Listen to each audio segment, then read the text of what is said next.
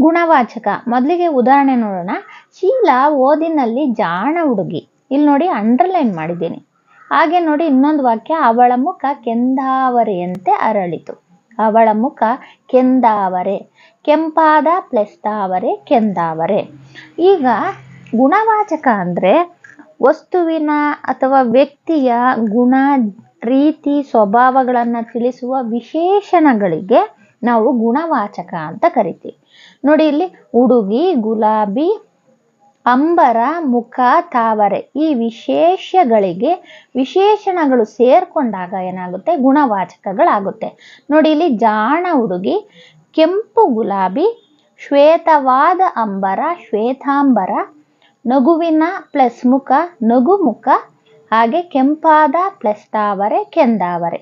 ವಸ್ತುವಿನ ಗುಣ, ರೀತಿ, ಸ್ವಭಾವಗಳನ್ನು ತಿಳಿಸೋದು